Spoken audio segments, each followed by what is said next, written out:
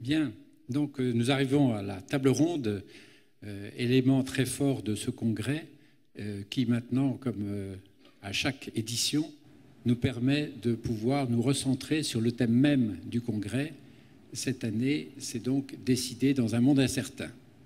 Alors, avant de commencer tout de suite la table ronde, quelques petites précisions. D'abord, de façon habituelle, je vous demanderai d'éteindre, bien sûr, tous vos téléphones portables pour ne pas déranger les uns les autres. Deuxièmement, nous allons avoir une première partie qui seront des exposés de nos intervenants, sous la forme de 2 fois 10 minutes pour chacun, donc ça fait 1 heure à peu près. Et la deuxième moitié sera destinée à permettre de répondre à vos questions. Vos questions seront, comme d'habitude, rassemblées par écrit, filtrées par la table des questions. Filtrées, ça ne veut pas dire qu'on les censurera, ça veut seulement dire qu'on essaiera d'organiser le débat. Et pour ça, donc, si John et Frédéric, vous pouvez monter. Donc, vous connaissez John, notre délégué technique IMDR, et Frédéric, qui, au sein du CNES, non seulement assume des fonctions tout à fait importantes, mais en plus de ça, nous a bien dépanné, comme vous le verrez tout à l'heure.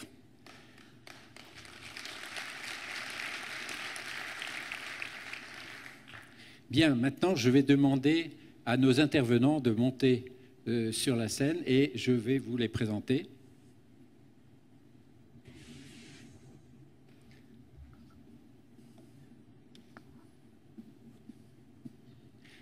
Donc, Cécile Maisonneuve, qui va nous parler du secteur de la transition énergétique en Europe et vu des différents États membres. Et puis Hervé Biosser, qui est directeur de Centrale, directeur général de Supélec et prochainement directeur de Centrale Supélec, qui nous parlera des incertitudes concernant la formation des cadres de demain et donc comment on peut y faire face. Alors vous allez me dire, mais il en manque un. Ah, effectivement, il n'y a pas de chaise. Mais dans ce cas-là, je ne sais pas si vous regardez la télévision, mais la petite fée, on fait comme ça, et en principe, il va arriver. En principe. Bonjour mon général. Donc le général Desportes, malheureusement, n'a pas pu être parmi nous aujourd'hui parce qu'il est retenu par une émission de télévision passionnante qui aura lieu à 6 heures, je crois. Et donc, il a accepté de participer à cette table ronde en visio. Et donc, merci au CNES d'avoir facilité en un temps record la mise en place de tous les éléments. Et merci aussi au Palais des Congrès de Dijon qui était particulièrement réactif. Donc, je vais commencer justement par le général Desportes pour le présenter plus en détail et lui donner la parole. Le général Vincent Desportes a une formation classique pour un militaire, c'est-à-dire Saint-Cyr, mais aussi c'est un historien, c'est quelqu'un qui s'est intéressé à beaucoup de sujets. Il a des diplômes de sociologie et d'administration des entreprises et il a une carrière tout à fait remarquable, des postes de commandement, mais aussi des postes fonctionnels, notamment à l'ambassade de France aux États-Unis. Et ensuite, il s'est beaucoup intéressé aussi à la formation, puisqu'il a dirigé l'école de guerre et qu'aujourd'hui, il donne des cours à Sciences Po et HEC. Général Vincent Desportes, votre liberté d'esprit et la clarté de vos interventions font de vous un chroniqueur très recherché et on en subit les conséquences aujourd'hui, puisque vous êtes à la télévision ce soir. Mais là, nous allons avoir la joie de vous entendre. Vous avez écrit un livre absolument passionnant qui est Décider dans l'incertitude. Et après l'avoir lu, j'étais vraiment convaincu que le rêve pour nous, c'était de vous avoir dans notre congrès. Et ce rêve est réalisé. Donc, j'en suis très heureux. Et donc, je vais vous demander, dans un premier temps, pour une dizaine de minutes, de nous exposer les incertitudes qui sont les caractéristiques dans la stratégie militaire et quelles sont-elles et en quoi elles peuvent entraver les objectifs qui étaient fixés. Et ça, je sais que vous avez un grand nombre d'exemples qui permettent d'illustrer votre présentation. Donc, Général Vincent Desportes, la parole est à vous. Merci beaucoup de m'avoir invité, et je crois que le thème de votre congrès est fascinant. Ce thème de la décision dans l'incertitude est de plus en plus important. Je crois que chaque décideur doit avoir réfléchi à son propre positionnement intellectuel par rapport à l'incertitude, de manière à l'accepter et être capable de réagir malgré cette incertitude, et d'agir, de créer de l'efficacité, et ça n'est pas simple. Alors, je vais essayer de définir en quelques minutes donc le monde stratégique, et je voudrais vous dire d'abord que le monde stratégique est par nature un monde incertain. Qu'est-ce que c'est que le domaine stratégique? Alors, le domaine stratégique, c'est d'abord un domaine technique, mais c'est surtout un domaine technique enrichi. On y trouve donc toutes les incertitudes d'un domaine technique, plus toutes les autres nées de cet enrichissement. Ce domaine technique peut être plein de complications. Imaginez un avion Rafale qui vaut 150 millions d'euros, c'est qu'il est évidemment foutrement compliqué. Mais surtout, le monde stratégique est enrichi de ce que j'appelle l'opposition de la volonté libre de l'autre. Et ça, c'est la grande différence entre le monde technique et le monde stratégique. Ce qui transforme un espace stratégique, un espace technique en un espace stratégique, c'est la volonté libre de l'autre. L'autre est la condition sine qua non de la stratégie. Mais davantage encore, cette volonté libre de l'autre est la caractéristique différentielle de l'espace stratégique par rapport aux autres mondes. C'est vrai à ce point que toute stratégie, au fond, quand on y réfléchit, vise à ramener un problème stratégique à un problème technique, c'est-à-dire, au fond, à éliminer, pas forcément matériellement, mais à éliminer la liberté de l'autre, de manière à pouvoir exercer sa propre liberté de manière pleine.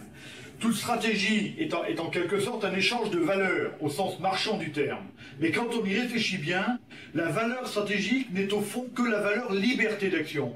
Et on passe notre temps à échanger la liberté d'action, en dépenser, en espérant en gagner un peu plus. Voilà ce qu'est la démarche stratégique. Toute stratégie est donc un échange de liberté d'action. Ce qui pose le problème de la liberté d'action, comme le problème central de la stratégie, est la liberté de l'homme, qu'il soit opposant ou collaborant, comme la première source d'incertitude. Mais aussi, peut-être même surtout, de manière paradoxale, mais le paradoxe est la première caractéristique de la stratégie, la liberté de l'homme est aussi la première solution à l'incertitude. Alors, vous me posez la question de savoir quelles étaient les incertitudes du monde militaire. Il est clair que nos actions militaires vont du très compliqué au très complexe. Le très compliqué demeure toujours sécable en de multiples problèmes simples. Et on le sait bien, c'est impossible avec le complexe qui va demander un autre type de pensée, une pensée englobante, une pensée holistique, celle du macroscope de Joël de René. La technique, la tactique est capable de répondre au compliqué, mais il faut bien la stratégie pour répondre au complexe. Au niveau de la très grande complication mais de la complexité réduite, je dirais que se trouve en caricaturant un peu l'action aérienne. On a des avions, des engins qui sont très compliqués, mais qui répondent parfaitement à des lois connues, la cinématique, la thermodynamique, la balistique, c'est-à-dire qu'on peut mettre cette action en équation, à peu de choses près. Au niveau intermédiaire, dans un autre domaine d'action, on trouve une grande complication et un début de complexité, et ça c'est l'action maritime. Elle est beaucoup plus complexe, d'abord parce qu'on a trois milieux. On a le milieu aérien, qui est assez simple, le milieu de la surface avec ses courants, les vents, etc., qui devient compliqué, et le milieu sous-marin, qui est encore beaucoup plus compliqué, avec les courants de températures différentes qui vont se croiser. Donc tellement de complications que cela en devient complexe. Mais au-delà de ça, l'action maritime, elle suppose sur l'action des équipages, c'est-à-dire des groupes d'hommes de 100 à 1000 peut-être, qui vont être obligés de travailler ensemble. Et on voit que la psychologie va rentrer beaucoup dans cette action maritime et qu'on va arriver à la complexité. Et puis vous arrivez au combat que je connais le mieux, qui est d'une très grande simplicité, parce qu'il n'y a rien de plus simple qu'un canon ou un obusier. Très grande simplicité, mais très grande complexité, parce que le combat terrestre ne se joue que dans la psychologie des cerveaux humains. On voit donc qu'on va de la complication extrême, mais la complication à la complexité extrême. La réalité de la guerre fait que le stratège a toujours affaire à des phénomènes indéterminés et aléatoires. C'est-à-dire qu'au fond, il n'y a jamais ni de rapport de nature, ni de rapport de quantité entre les causes et les effets. Pour rester court sur les raisons de l'incertitude, je voudrais reprendre 3 concepts de Clausewitz qui paraissent particulièrement importants et qui sont particulièrement simples. Clausewitz est un grand stratégiste et son don, c'est de savoir encapsuler de manière facile des choses compliquées. Le premier concept qui me paraît important, c'est celui de brouillard de la guerre. Il dit, entre le regard du décideur et le champ de bataille, quoi qu'il arrive, il y aura toujours un certain brouillard qui ne pourra pas être levé. Et donc le rôle du décideur, c'est certes d'éliminer ce brouillard, mais c'est surtout d'apprendre à décider à travers le brouillard, en sachant qu'il ne pourra jamais tout décider, en sachant tout. Là, pour prendre un exemple concret, prenons le cas du général Eisenhower. On est le 6 juin, il décide de la plus grande opération militaire de tous les temps. On fait débarquer 400 000 hommes. Connaît-il tout sur les plages de Normandie? Absolument pas. Il connaît relativement peu de choses. Pouvait-il imaginer, par exemple, que la 312e division d'infanterie, la meilleure division d'infanterie allemande, serait au-dessus de Omaha Beach? Non, il pensait qu'elle était au fin fond de la Normandie, sinon il n'aurait pas lancé le débarquement comme il l'a fait avec 2000 morts dans les 2 premières heures à Omaha Beach. Aurait-il lancé son débarquement alors qu'il voulait être à Paris à la fin du mois de juillet, alors que fin juillet, il n'est toujours pas sorti du bocage? On voit bien que quand la plus grande opération militaire de tous les temps a été décidée, eh bien il y a une énorme incertitude sur ce qui va réellement se passer. Brouillard de la guerre. Deuxième concept également très important, c'est ce que Clausewitz appelle la friction.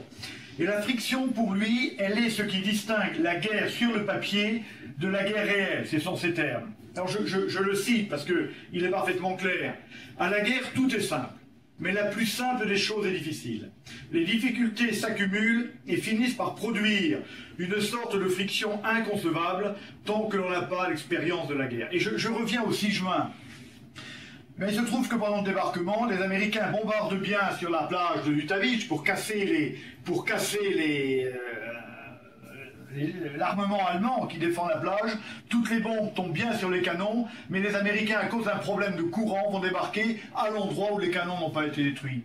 Sur Omaha Beach, il ne se passe pas la même chose. On pense évidemment que les Américains vont détruire les canons. Eh bien, ils ont tellement peur, en bombardant, de tirer sur le soldat Ryan qui est en train de pagayer pour arriver sur la plage, que toutes les bombes tombent derrière et que rien ne se passe comme prévu.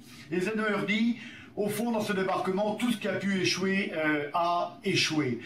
Et donc, on retient de cette affaire de friction que nos plans ne se passent jamais comme prévu, et ça c'est vrai depuis que la guerre est guerre. Et on sait donc qu'il va falloir adapter les plans en permanence.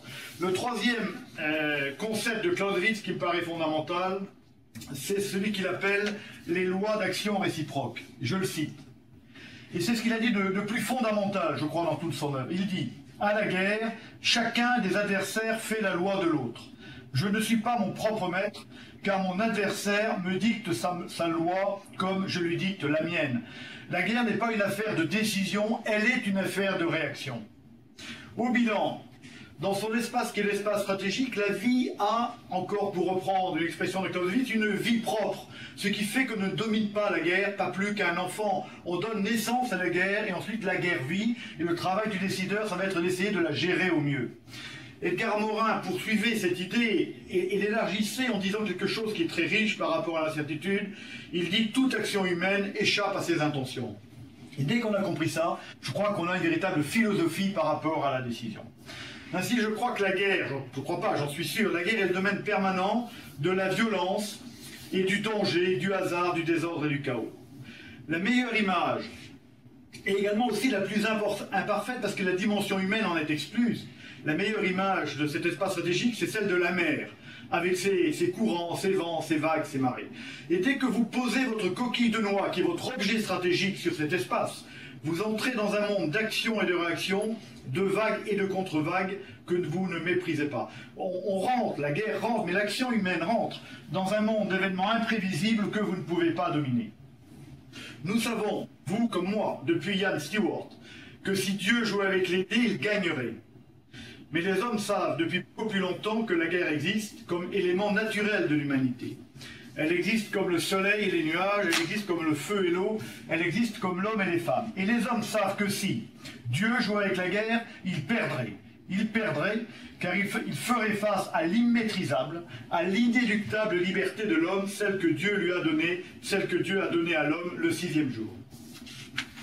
Voilà quelques éléments que je voulais donner sur cette incertitude dans nos actions.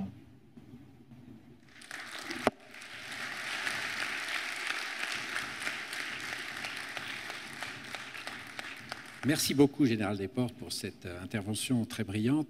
Je vais donner maintenant la parole à Cécile Maisonneuve.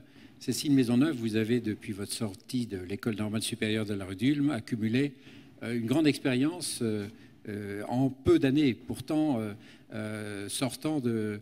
vous étiez aussi lauréate de Sciences Po Paris, titulaire d'un Master 2 en Histoire, et vous avez fait beaucoup de choses.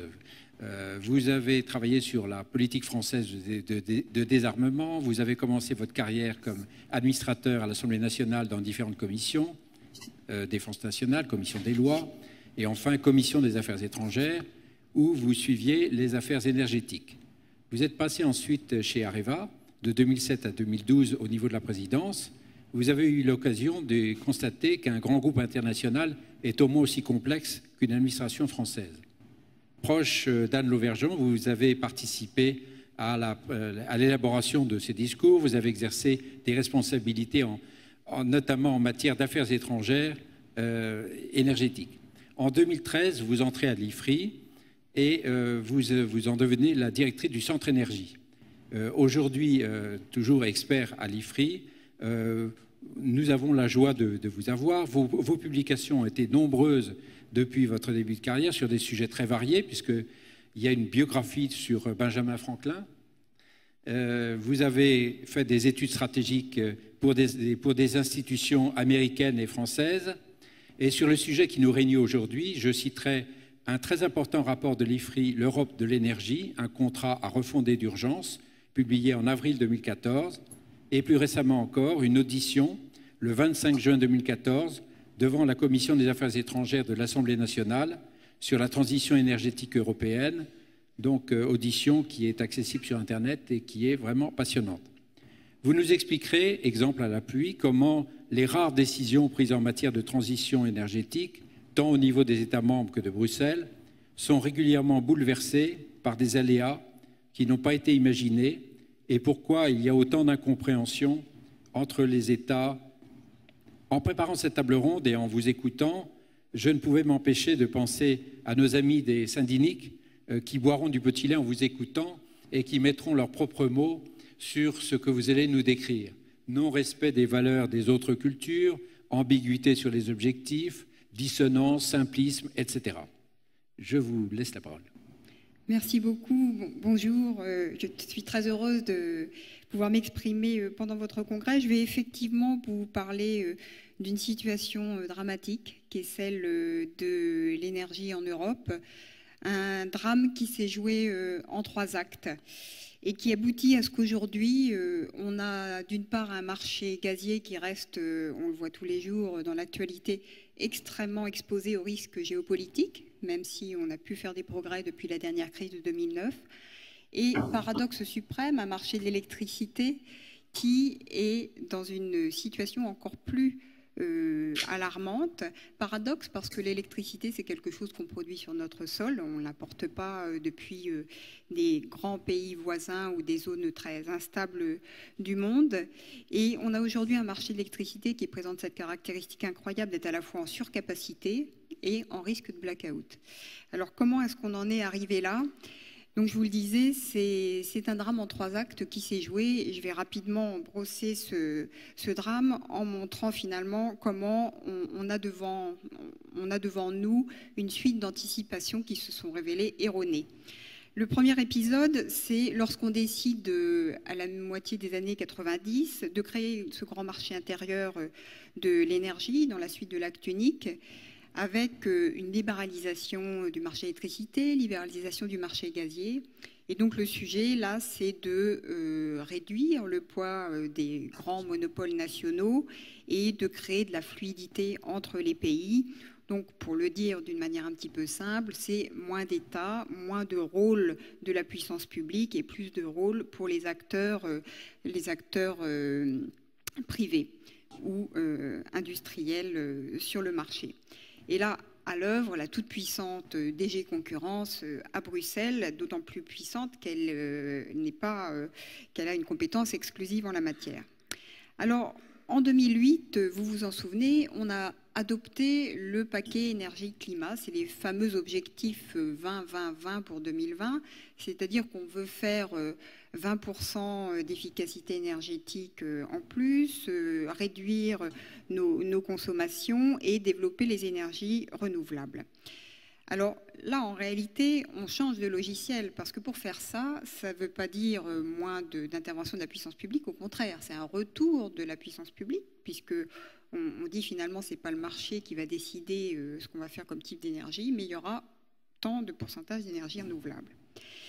Et à l'époque, l'idée, on l'entend partout à Bruxelles, c'est l'Europe veut diriger, montrer l'exemple. Lead by example, c'est ce qu'on pouvait lire partout dans les différents papiers de la Commission. Et on élabore des feuilles de route pour 2050 avec comme objectif la décarbonisation du système énergétique à hauteur de quasiment 100%. Alors le troisième acte, il s'est joué entre 2009 et 2011 et c'est pendant ce troisième acte que tout cet édifice a été sérieusement ébranlé et on est encore aujourd'hui dans cette situation. Entre 2009 et 2011, il y a 4 lames de fond qui ont littéralement remis en cause tout ce bel édifice. La première lame de fond, c'est l'échec de la conférence de Copenhague. L'Europe prétendait montrer l'exemple pour que les autres suivent. Or, elle fait peut-être la course en tête, mais elle est seule à courir. C'est-à-dire qu'on s'est astreint à des politiques que nos grands concurrents, je pense au bloc asiatique ou au bloc américain de l'autre côté, ne suivent pas. Et ce sont des politiques qui peuvent nous coûter très cher et qui, pour certaines, mettent la tonne de CO2 à plusieurs centaines d'euros. Donc, premier épisode.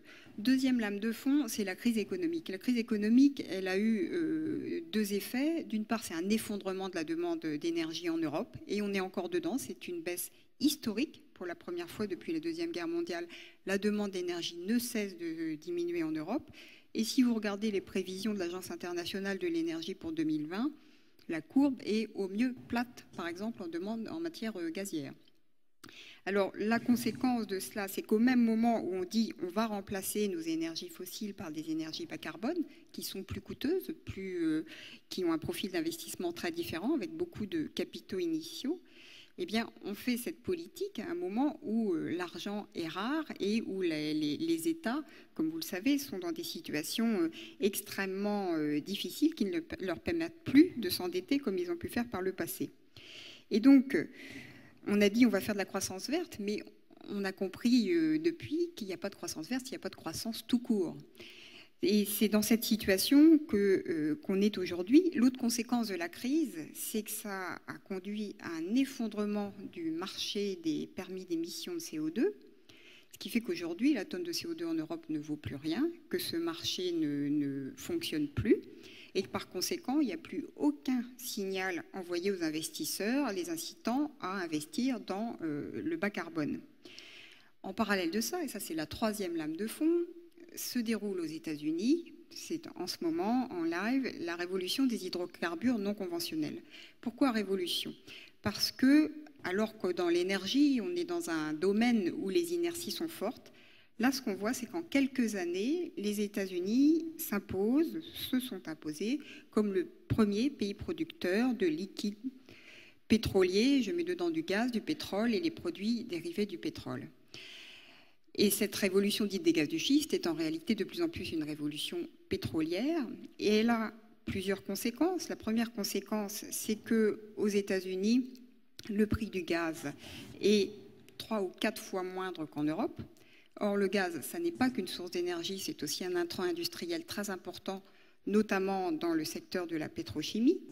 Et nous avons fait une étude l'an dernier à l'IFRI montrant les conséquences de la révolution des gaz de schiste aux États-Unis sur la pétrochimie européenne. Parce que souvent on dit, mais oui, voilà, tout ça se passe aux États-Unis, nous, c'est différent.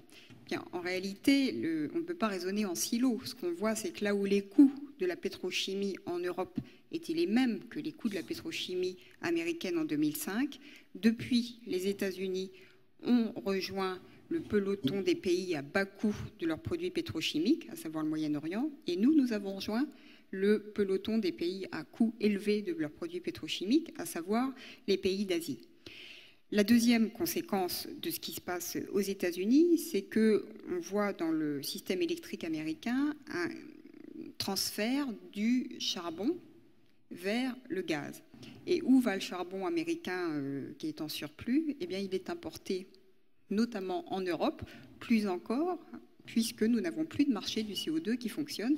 C'est le charbon qui est de loin la source d'énergie la plus compétitive aujourd'hui en Europe, au moment même où nous prétendons nous lancer dans des transitions énergétiques. La quatrième lame de fond, c'est Fukushima. Alors, la conséquence majeure de Fukushima, on la décrit rarement en ces termes, c'est sur le marché international du gaz, à savoir le marché du gaz naturel liquéfié. Dès le jour de Fukushima, on a vu tous les tankers gaziers réservés pour le marché asiatique et ça s'est traduit par une augmentation des prix du GNL en Asie. Ces prix sont aujourd'hui supérieurs à plus de 50% par rapport au prix européen. Ce qui veut dire, très concrètement, c'est que le gaz le plus compétitif est de très loin pour l'Europe, c'est le gaz russe. Et c'est d'ailleurs pour ça qu'aujourd'hui, les terminaux de liquéfaction du gaz en Europe sont remplis à 20%, pas plus. Puisque si nous voulons du GNL qui vient du Qatar, de Trinidad et Tobago, nous pouvons l'avoir, mais il faudra le payer au prix asiatique. Donc on est dans cette situation extrêmement complexe et le plus impressionnant, c'est l'absence de résilience du système, puisque on ne s'est pas posé ces différentes questions. Après Copenhague, on aurait dû se poser la question de comment on fait si les autres ne nous suivent pas. Après Fukushima, se poser de la question comment va-t-on financer le surplus que va nous coûter notre gaz si nous voulons diversifier nos approvisionnements. Alors que se déroule la révolution des hydrocarbures non conventionnels aux États-Unis, il faut se poser la question de la compétitivité de notre industrie. Alors que l'Agence internationale de l'énergie nous dit qu'en 2030, il y aura 2 grands blocs qui auront perdu de la compétitivité en matière industrielle. C'est d'une part le Japon et d'autre part l'Europe. Là où les émergents, bien sûr, mais aussi les États-Unis auront, eux, regagné des parts de marché. Donc le résultat de cette politique, c'est que là où nous voulions avoir plus de compétitivité, plus de sécurité et moins de CO2, on a moins de compétitivité. La question du prix de l'énergie en Europe est particulièrement préoccupante. Il y a des sujets géopolitiques, mais là on est dans un sujet de géoéconomie, notamment par rapport à notre partenaire et concurrent américain. Est-ce qu'on a plus de sécurité? Non, je l'ai dit en matière électrique, et on voit qu'en matière gazière, la question de la sécurité en Europe n'est pas forcément liée aux politiques 20-20-20, mais beaucoup plus avance pendant les crises. Et en matière de CO2, oui, c'est sûr, on émet moins de CO2 qu'en 2008, mais c'est malheureusement largement dû à la crise. Et dans les pays qui sont moins touchés par cette crise ou qui s'en sont relevés comme l'Allemagne, ça n'est pas ce qui se passe. On voit au contraire les émissions de CO2 augmenter. Donc voilà la situation, un exemple de ce que représente un bouleversement, plusieurs bouleversements majeurs dans un domaine où on est pourtant sur du temps très long.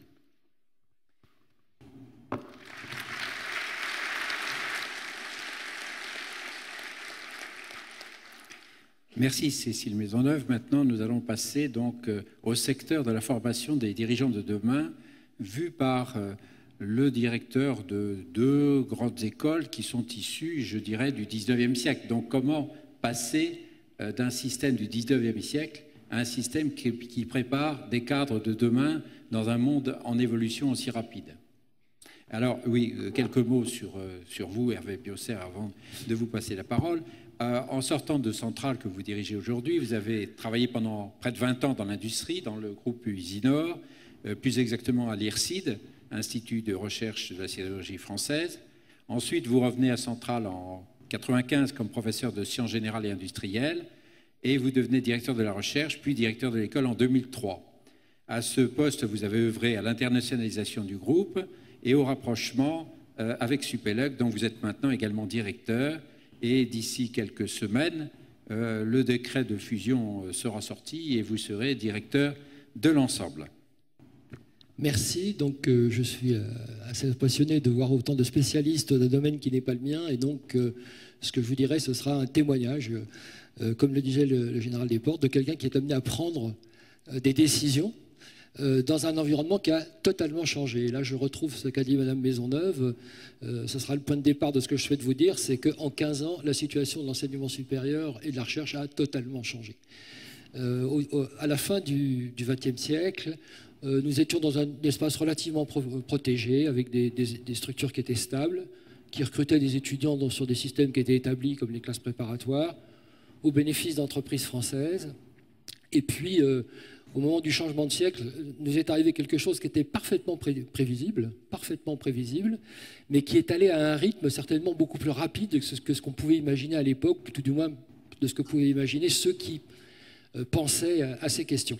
Alors, ce qui nous est arrivé, c'est la globalisation, c'est la mondialisation. Ça a l'air bête, mais ça nous est arrivé, nous, à peu près 20 ans après tout le monde.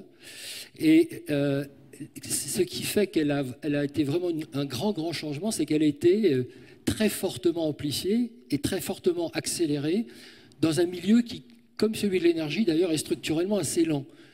Dans l'enseignement supérieur, le pas de temps, c'est 1 an. Quand on veut changer quelque chose, c'est l'année d'après, ça prend 1 an. Et dans la recherche, c'est la durée d'une thèse. Une thèse, c'est 3 ans. Donc on était dans des industries ou des activités avec des pas de temps relativement longs. Or, 4 facteurs bouleversent complètement le paysage, accélèrent ce mouvement de globalisation. Alors le premier, c'est que le fait d'avoir des ensembles universitaires et de formation puissants, les États comprennent que c'est un enjeu majeur dans une société qui va être fondée sur l'innovation et l'information. Et donc on voit une accélération de l'investissement massif des États dans l'enseignement supérieur et la recherche. En Europe, c'est le fameux 3% du PIB. Faites le calcul, 3% du PIB, c'est énorme. Et c'est compris par les États non seulement comme un objectif de développement, mais aussi comme un outil stratégique. Réfléchissez actuellement à la Chine qui installe des instituts Confucius partout dans le monde. C'est aussi un objectif stratégique. Le deuxième, et c'est peut-être le plus important, c'est l'incroyable croissance du marché. Donc, entre 2000 et 2015, le nombre d'étudiants dans le monde aura doublé en stock. Il y avait 100 millions d'étudiants en 2000, il y en a 200 millions en 2015. Et sur les 100 millions de plus, il y en a 70 millions en Asie. Et sur ces 70 millions de plus en Asie, il y en a 55 millions en Chine et en Inde. Et ça continue. On sait qu'après 2015, le nombre d'étudiants dans le monde va augmenter de quelques millions par an. Bon, le chiffre que moi je connais, c'est 4 à 5 millions, ce qui est monumental. Donc la demande d'enseignement devient énorme. Et une rapide règle de 3 montre que très rapidement, on va manquer de profs. C'est-à-dire que si on suppose que les docteurs actuels, 20% d'eux deviennent des professeurs d'université, faites le calcul, c'est évident, on va manquer de profs. Troisième grand facteur, c'est l'émergence des émergents. Maintenant, ça y est, ils ont émergé. Et la Chine, l'Inde, le Brésil, la Corée deviennent des acteurs majeurs du système d'enseignement supérieur. Et actuellement, vous voyez dans le monde entier, dans les grands congrès scientifiques, toutes ces universités existent. Je vous rappelle que dans le dernier classement de Shanghai, le phénomène majeur, c'est toutes les grandes universités chinoises ont progressé. Et puis le quatrième, c'est la révolution du numérique. La révolution du numérique qui fait que maintenant, avec ça, vous avez accès aux cours d'Harvard, de Yale, de ce que vous voulez. Voilà. La connaissance brute, sous réserve qu'elle soit bien présentée, est accessible pour tout le monde. Et ça accélère absolument tout. Et la logique de ça, c'est qu'apparaît pour nous quelque chose de totalement nouveau, c'est la concurrence. Nous entrons donc en concurrence pour les meilleurs élèves, et la mobilité est en train d'augmenter, qui sont parfaitement capables, avec un ordinateur, de voir ce qu'offre l'école centrale, Princeton et Columbia. C'est très facile, ou une université chinoise. Et donc, eux vont être beaucoup dans une logique de marque. C'est très nouveau, mais c'est une logique de marque. Ils vont essayer de chercher le meilleur compromis coût-formation soutenu par une marque qui fait que quand ils mettront leur CV, ils enverront leur CV à un recruteur, et bien leur CV sera sorti du tas parce qu'ils ont fait leurs études à tel ou tel endroit. Les enseignants, eux, c'est l'environnement qu'ils vont chercher. Ils vont chercher des environnements de recherche qui vont être très forts, très riches, et dans lesquels ils auront des contacts avec de très bons étudiants. Donc ils vont chercher le meilleur environnement. Et puis les entreprises, eh ben, elles vont chercher de la valeur. Hein. Elles vont soutenir, partager avec les institutions, parce que ces institutions vont créer de la valeur, de recrutement, mais de recherche, de formation continue, etc. etc. Il y a 10 ans, dans les entreprises, c'était très très à la mode d'avoir son petit partenariat avec le MIT. Et j'ai récemment discuté avec le directeur technique d'un grand groupe industriel français dans le domaine de l'énergie, qui me disait, mais nous, finalement, on était un peu déçus. Et donc, du coup, on a mis ces activités de recherche dans d'autres universités américaines. Et ce qui montre bien qu'on est vraiment dans des logiques de valeur. Donc, les institutions sont questionnées à tous les niveaux. Est-ce qu'elles vont réussir à avoir de bons étudiants? Est-ce qu'elles vont réussir à avoir de bons professeurs? Et est-ce qu'elles vont avoir le soutien des entreprises? Et ce problème est particulièrement aigu en France. Alors, il est particulièrement aigu en France, pas tellement parce qu'on a un système prétendument incompréhensible entre les universités et les grandes écoles. C'est de la blague, hein, on pourra en revenir, mais ça, c'est pas vrai. Il y a deux facteurs en France qui font que le problème est particulièrement critique. Plus un. Alors, les facteurs de fond, c'est la massification. On a massifié l'enseignement supérieur et ça induit des problèmes financiers majeurs. Dans les années 80, quand la représentation nationale a décidé d'amener 80% d'une classe d'âge au bac sans sélection avec des études gratuites, on a posé une équation impossible. Elle est très généreuse, mais elle est financièrement impossible. Et toutes les institutions françaises actuellement, sauf peut-être l'INSEAD ou quelques-unes, sont dans des équations financières compliquées. Et le deuxième, ce sont les problèmes de gouvernance.